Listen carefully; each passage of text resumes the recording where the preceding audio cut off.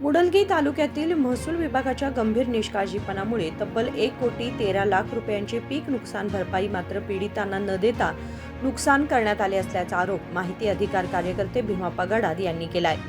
शुक्रवारी बेळगावमध्ये आयोजित पत्रकार परिषदेत ते बोलत होते। सन 2023 मधील पीक नुकसान प्रकरणाबाबत मुडलगी तालुक्यातील महसूल विभागातील अधिकाऱ्यांच्या बेपर्वाईमुळे पात्र शेतकऱ्यांना भरपाई वितरित न करता ती रक्कम इतरांच्या खात्यात वर्ग करण्यात आल्याचं त्यांनी सांगितलं।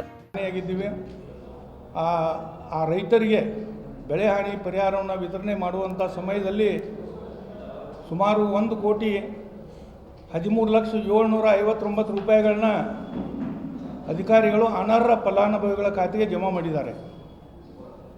ಏನಾಗಿತ್ತು ಅಂದರೆ 2023ರಲ್ಲಿ ಏನು ಬರಗಾಲ ಬಂದಿತ್ತು, ಆ ಬರಗಾಲ ಸಮಯದಲ್ಲಿ ರೈತರು ಬೆಳೆದಂಥ ಬೆಳೆಗಳಿಗೆ ಬೆಳೆ ಹಾನಿ ಪರಿಹಾರವನ್ನು ನೀಡಲಿಕ್ಕೆ ಕೇಂದ್ರ ಮತ್ತು ರಾಜ್ಯ ಸರ್ಕಾರಗಳು ಕೂಡ ಒಂದು ಸಮಿತಿಯನ್ನು ರಚನೆ ಮಾಡಿದ್ದೆವು। ಆ ಸಮಿತಿಯಲ್ಲಿ ಪ್ರತಿ ತಾಲೂಕಿನಲ್ಲಿ ಅಥವಾ ಜಿಲ್ಲಾ ಮಟ್ಟದಲ್ಲಿ ಸಭೆಗಳನ್ನು ಮಾಡಿ ಅಧಿಕಾರಿಗಳು ಯಾವ್ಯಾವ ಗ್ರಾಮಗಳನ್ನು ಆಯ್ಕೆ ಮಾಡಬೇಕಂತ ಹೇಳ್ತಾರೆ ಈ ಗ್ರಾಮಗಳನ್ನು ಆಯ್ಕೆ ಮಾಡಿಕೊಂಡಿದ್ರು।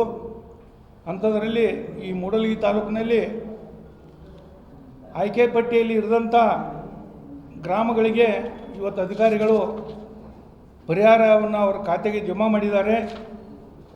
ಇದು ಅಧಿಕಾರಿಗಳು ಕೊಟ್ಟಂಥ ಮಾಹಿತಿಯಿಂದಲೇ ನಮಗೆಲ್ಲ ತಿಳಿದು ಬಂದಿತ್ತು। ಈ ಮಾಹಿತಿ ಹಕ್ಕಿನಿಂದ ಏನಾಗಿತ್ತಪ್ಪ ಅಂದ್ರೆ ಈ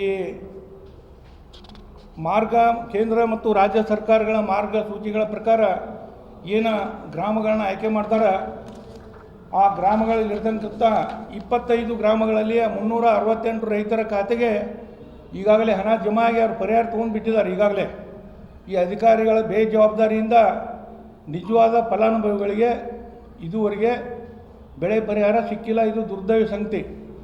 ಅದಲ್ಲದೆ ಇಲ್ಲಿ ಅಧಿಕಾರಿಗಳು ಏನು ಹೇಳ್ತಾರೆ ಅಂದ್ರೆ ಅವರೇ ಹೇಳ್ತಾರೆ, ಇಲ್ಲಿ ಏನು ಹೇಳ್ತಾರೋ ತಹಶೀಲ್ದಾರ್ ಮೂಡಲಗಿಯವರು ಉಪವಿಭಾಗಾಧಿಕಾರಿಗಳು ಬೈಲಹೊಂಗಲ ಇವ್ರಿಗೊಂದು ವರದಿ ಸಲ್ಲಿಸ್ತಾರೋ, ಅದು ನಾವು ಅರ್ಜಿ ಕೊಟ್ಟ ನಂತರ ಸರ್ಕಾರದ ನಿರ್ದೇಶನದಂತೆ ತಹಶೀಲ್ದಾರ್ ಮೂಡಲಗಿಯವರು 11/6/2025ರಂದು ಉಪವಿಭಾಗಾಧಿಕಾರಿ ಬೈಲಹೊಂಗಲಿಗೆ ಇವರಿಗೆ ನೀಡಿರುವ ವರದಿಯಲ್ಲಿ ಅವ್ರು ಹೇಳ್ತಾರೆ 25 ಗ್ರಾಮಗಳಲ್ಲಿನ 368 ರೈತರು ಪರಿಹಾರಧನ ಪಡೆಯಲು ಅನರ್ಹರಾಗಿರುವ ವಿಷಯವನ್ನು ಮತ್ತು ಗ್ರಾಮ ಆಡಳಿತಾಧಿಕಾರಿಗಳು ಹಾಗೂ ಕೃಷಿ ಅಧಿಕಾರಿಗಳು ಸಲ್ಲಿಸಿದ ವರದಿಯನ್ನು ಆಧರಿಸಿ ಅನರ್ಹ ಫಲಾನುಭವಿಗಳ ಖಾತೆಗೆ ಪರಿಹಾರಧನ ತಪ್ಪಾಗಿ ಜಮೆಯಾಗಿರೋದಕ್ಕೆ ಅದ ಅಧಿಕಾರಿಗಳು ಹೇಳ್ತಾರೆ।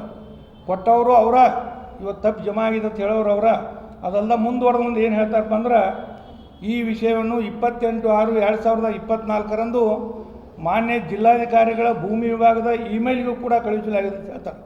ಜಿಲ್ಲಾಧಿಕಾರಿಗಳು ಏನು ಮಾಡಿರಪ್ಪ 2024ರಾಗ ಅವ್ರು ಕಳಿಸು ಅಂತ ಹೇಳ್ತಾರೆ। ನಾನು ಜಿಲ್ಲಾಧಿಕಾರಿಗಳಿಗೆ ಭೇಟಿ ಆದ ಇದಕ್ಕೆ 1 ವರ್ಷ ಅಂತ ನಾನು ಬಡದಾಡಕ್ಕೆ ಐತೆ, ಬೆಂಗಳೂರಿಗೆ ಅಡ್ಡಾಡಿ ಇಲ್ಲಿ ಅಡ್ಡಾಡಿ ಬೆನ್ನು ಹತ್ತಿರು ಇನ್ನೂ ದಂಡ ಐತಿಲ್ಲ। ಒಂದೇನಪ್ಪ ಅಂದ್ರೆ 368 ರೈತರಿಗೆ ಅನರ್ಹ ರೈತರಿಗೆ 1,13,00,000 ರೂಪಾಯಿ ಜಮೆ ಮಾಡಿದ್ದು ತಪ್ಪಾಗಿದೆ ಅಂಥೇಳಿ ಅಧಿಕಾರಿಗಳು ಒಪ್ಕೊಂಡಿದ್ದಾರೆ। ಇಲ್ಲಿ ಅವ್ರು ಬರೆದು ಕೊಟ್ಟಿದ್ದಾರೆ, ಅವರ ಬರೆದಾರ ಇಲ್ಲೆಲ್ಲ ಇದೇ ತಾವು ನೋಡ್ಬೋದು। ಮೂಡಲಗಿ ತಾಲೂಕಿನಲ್ಲಿ 2023ನೇ ಸಾಲಿನಲ್ಲಿ ಅನರ್ಹ ರೈತರಿಗೆ ಪರಿಹಾರ ಜಮೆಯಾದ ವಿವರ ಸಂಬಂಧಿಸಿದ ಗ್ರಾಮ ಆಡಳಿತಾಧಿಕಾರಿ ಹಾಗೂ ಕೃಷಿ ಅಧಿಕಾರಿಗಳ ಜಂಟಿ ವರದಿ ಆಧಾರಗಳ ಮೇಲಿಂದ ಈ ಗ್ರಾಮಗಳ ರೈತರು ಪರಿಹಾರಕ್ಕೆ ಅನರ್ಹರಾಗಿರುತ್ತಾರೆ ಅಂತೇಳಿ ಅವರೇ ಹೇಳಿದರು, ಸಹಿ ಮಾಡಿದರು ಮತ್ತು ರೊಕ್ಕನೂ ಕೊಟ್ಟಿದ್ದಾರೆ ಈಗಾಗಲೇ।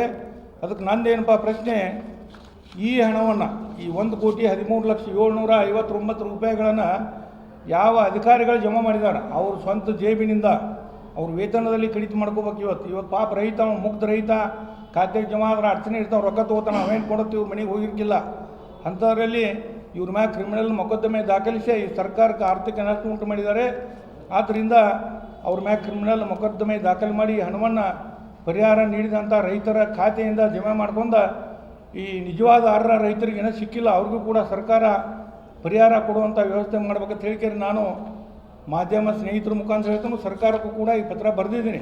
ಇಲ್ಲಿ ಅತ್ಯಂತ ಗಮನಿಸಬೇಕಾದ ಅಂಶ ಅಂದ್ರೆ 28/6/2024 ಜಿಲ್ಲಾಧಿಕಾರಿಗಳ ಕಚೇರಿಗೆ ಇಮೇಲ್ ಮಾಡಿವತ್ತು ಹೇಳ್ತಾರೆ।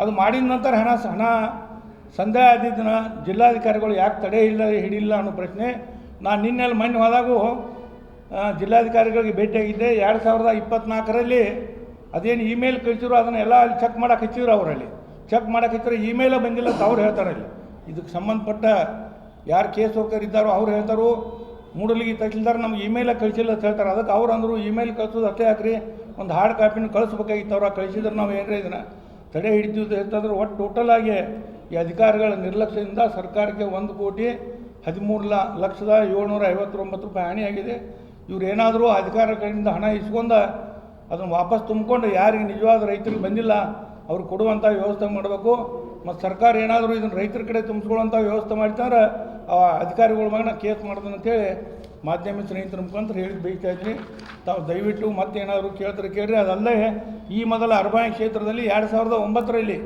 ಅವಾಗೂ ಕೂಡ ಅಣಕಲ್ಲು ಮಳೆಯಾಗಿ ಪರಿಹಾರ ಆದಾಗ ಸುಮಾರು 29 ಗ್ರಾಮ ಲೆಕ್ಕಾಧಿಕಾರಿಗಳು ಅಮಾನತಾಗಿದ್ರು ತಮಗೆಲ್ಲ ಗೊತ್ತಿದೆ ಈಗೂ ಕೂಡ ಇದನ್ನು ಸರ್ಕಾರ ಗಂಭೀರವಾಗಿ ಪರಿಗಣಿಸಬೇಕು ಮತ್ತು ಈಗೇನು ಅಧಿವೇಶನ ನಡೆದಕ್ಕೆ ಹೇಳಿ ಜಗಳಾಡೋದು ಬಿಟ್ಟು ಇಂಥವ್ರ ಬಗ್ಗೆ ಚರ್ಚೆ ಮಾಡ್ಬೇಕಂತೇಳಿ ಈ ಮಾನ್ಯ ನಮ್ಮ ಎಲ್ಲ ಶಾಸಕ ಮಹಾಶಯರಲ್ಲಿ ಕೂಡ ನಾನು ಈ ರೈತರ ಪರವಾಗಿ ಕೇಳ್ತಾ ಇದ್ದೀನಿ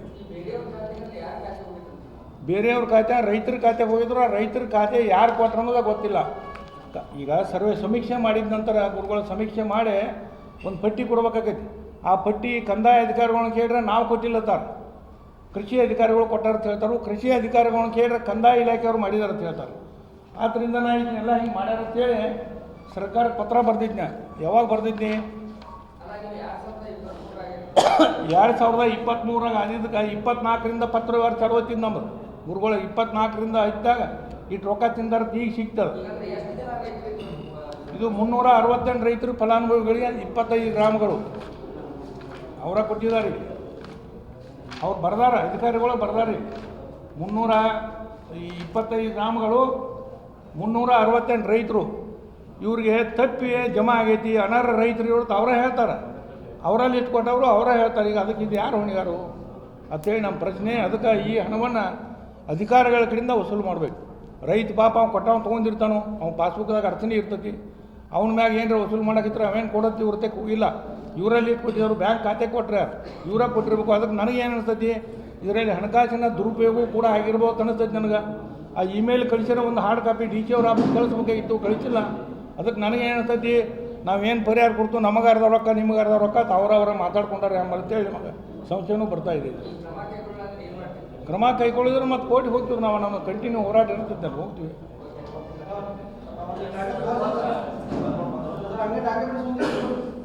या सर्व बेजबाबदार कारभारांसंदर्भात सविस्तर पुराव्यांसह दिनांक 10/6/2024 रोजी सरकारकडे तक्रारपत्र सादर करण्यात आले आहे असेही भीमप्पा गडाद यांनी स्पष्ट केले आहे.